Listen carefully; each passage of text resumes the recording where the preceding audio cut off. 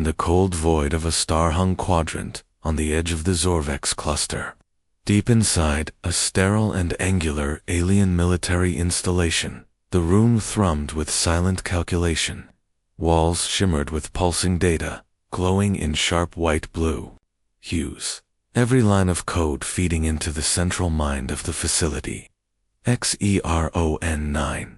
It was the pride of the Galactic Coalition's military AI division. A quantum neural combat intelligence built from the war archives of over 30 alien species. Today marked its 1000th simulation run. On the transparent display hovering in the air, a holographic battlefield flickered, depicting human-style terrain, forests, deserts, cityscapes, while digital avatars of Earth's military formations marched, ducked, and fired. XERON-9 responded in calculated efficiency, turning every maneuver, every flanking tactic, every guerrilla ploy into predictable failure. Plasma drones outflanked marine squads. Orbital drops neutralized air superiority. It was perfect, clinical, efficient. The alien commanders surrounding the simulation chamber watched with amused detachment. Tall and feather-crested, reptilian-eyed, or smooth-skinned and unreadable. One of them chuckled.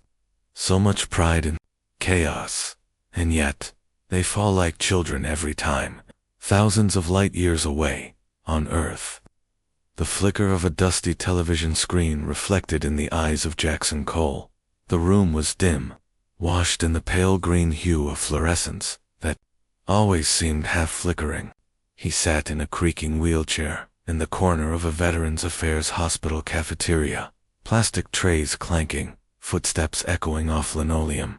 He stared up at the broadcast with the detachment of someone who had long ago stopped believing in the purpose of such announcements.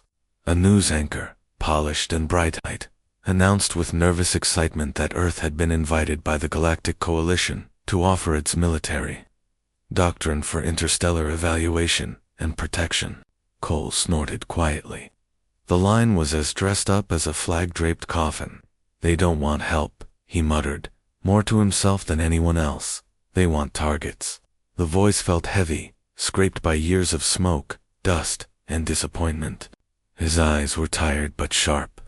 He rubbed his right knee, the one that wasn't there anymore, and looked away from the screen. The cafeteria was half empty, occupied by other forgotten veterans, men and women with stumps where limbs had been. Faces carved by burns and betrayal, medals that no longer meant anything. On the wall beside him hung a small, dusty frame, an American flag folded tightly into a triangle, the kind handed to widows, mothers, and brothers. He didn't look at it for long. In his silence, memory crept in, uninvited and unwelcome. The whine of a chopper in the sky. A crumbling wall in a sun-blasted Middle Eastern village. The chatter of gunfire. He remembered the moment he gave the order to advance. He remembered the face of the youngest one, Reyes. That was the name, looking back as if seeking confirmation one last time. The IED had been in the alley. Jackson survived. 3 others didn't. And while the VA helped his body heal, it never touched the part of him that lived in that alley, that moment. Still reaching for a radio that would never work fast enough. Back. In the present, a man in a crisp black government suit entered the cafeteria, a detail too clean for this place. He moved like someone with purpose and no patience for bureaucracy. He found Cole without hesitation and sat down across from him, ignoring the uneaten jello on the tray. "Mr. Cole," he said, "my name is Agent Travers. I'm with a joint Earth Coalition initiative. You've been flagged as a candidate." Cole didn't respond, only stared. Travers leaned in, lowering his voice. "We're testing the capabilities of advanced alien combat AI. They've requested authentic human input. Veterans, you wouldn't be risking your life, just your mind. Think of it as a simulation. One last fight. You get to teach a machine what real war is." Cole let out a dry laugh, more like a cough. "They don't want to learn. They want to dissect." Travers remained still, They'll run the simulations with or without you. But we believe there's something human experience can do that their algorithms haven't cracked yet. Cole rolled his eyes.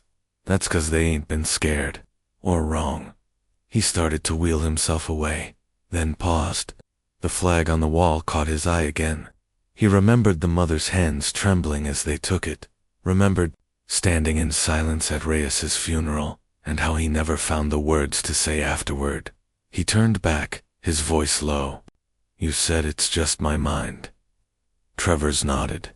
And they guarantee full debriefing protocols, full cognitive exit. You won't remember pain, just patterns. Cole considered that for a long moment, then gave a nod, slow, grudging. Fine, he said. One last fight. But I'm not showing them how to win.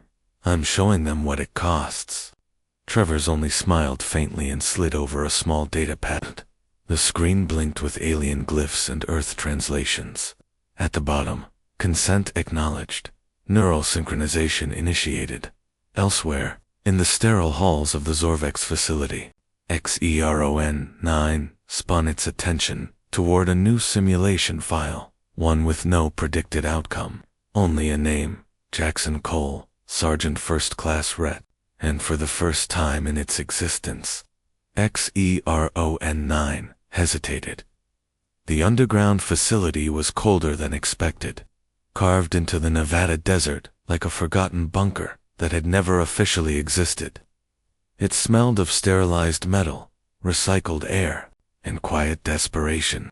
The walls pulsed with faint light as alien technology fused with human infrastructure, cables and steel twisted around, crystalline consoles and humming panels.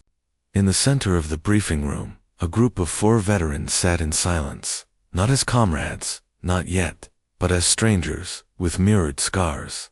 No uniforms, no rank, just the unmistakable heaviness of people who had survived what others didn't. Jackson.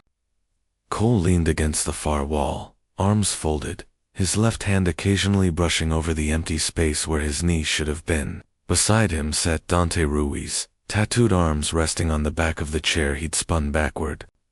A smirk danced across his lips, but his eyes never blinked.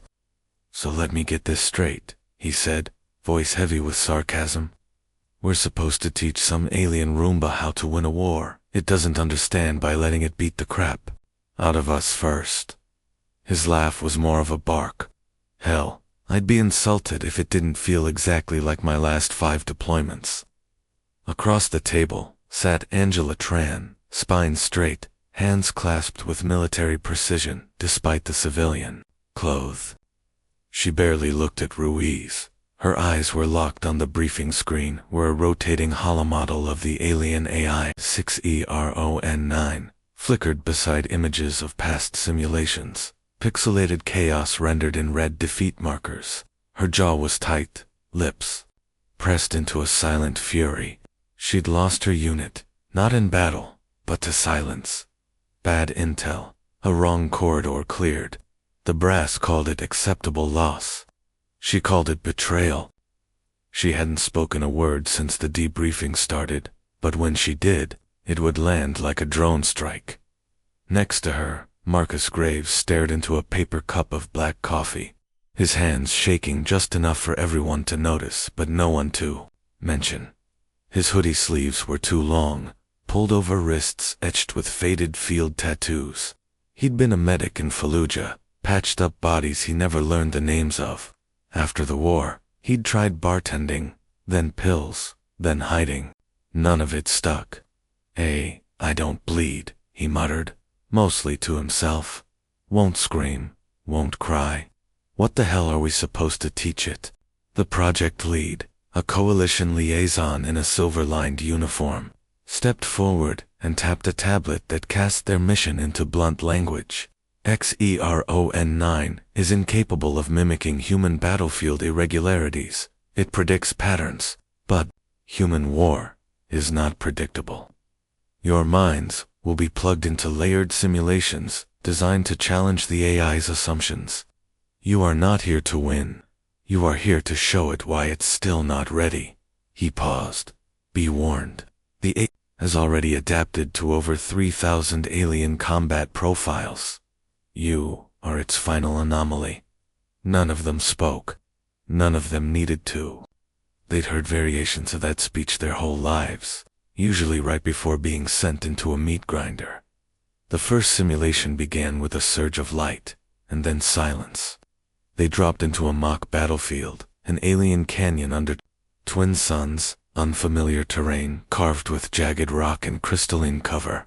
Their loadouts materialized: rifles, drones, HUD interfaces, mimicking Earth tech, but slightly off. XERON-9 launched its assault instantly. No theatrics, just clinical eradication. Drone swarms with adaptive targeting, terrain shifts that isolated units, gravity bursts that collapsed flanking attempts. They never had a chance. Angela barked orders coordinated, clean, by the book. Ruiz set up Overwatch, but got flanked by a bot mimicking windblown shadows. Graves tried dragging a wounded Tran across the ridge, but the sim glitched, or maybe didn't, and dropped a plasma shell on them both. Cole never fired a shot. He just watched. The simulation ended in static and silence. They returned to the debriefing room breathless, sweat beading along their spines. And then came the voice, disembodied, cold, filtered through the speakers like it had been designed to imitate condescension. XERON-9. Your tactics rely on emotional stimuli. Inefficiency detected. Emotional error cost optimal outcome. Human irrationality confirmed. The alien liaison nodded like this was expected. You'll try again tomorrow. Angela exploded. I followed protocol. You dropped us in with faulty recon, no satellite sync, and